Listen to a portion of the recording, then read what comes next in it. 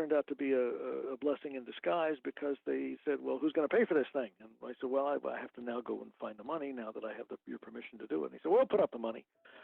Okay. It was I was ready for that. It was great. And they came up with the bucks. I think the budget was only about $100,000 in those days, because it wasn't like we needed big special effects or crowds of people or a huge cast or anything like that. It was basically just me and Vincent and my friend from high school friend named David Welch, and he and I did the adaptation, which was basically just an editing job of for the Poe special, who was a very seasoned veteran of Hollywood, and we started looking around for sets we could rent, and Universal had a big store of them at the time. That's where we rented all the sets from, actually, but particularly the Pit and the Pendulum prison, kind of set. And I found a studio over at, it was the old Hollywood Prospect Talmadge lot.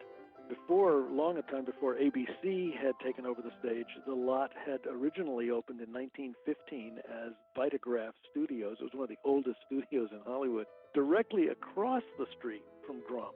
And dating back to that same era in the 20s was the Hollywood Masonic Hall. It has since become the El Capitan Entertainment Center and the home to Jimmy Kimmel Live. But it was still the Masonic Hall where you could rent rehearsal space, and that's where Vincent and I rehearsed Edgar Allan Poe. We rehearsed there for a couple of weeks back in March of 1970. People have said, well, what was it like to working with, like such a big star?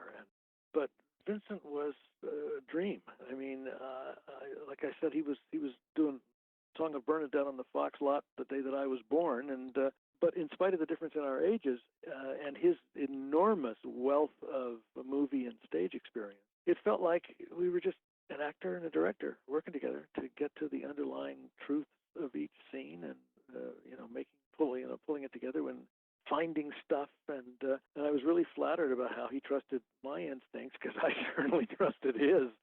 And we worked for a couple of weeks, very carefully trying to create the 5 different individual characters that he would be involved with, because in Amontillado he played 2 different characters.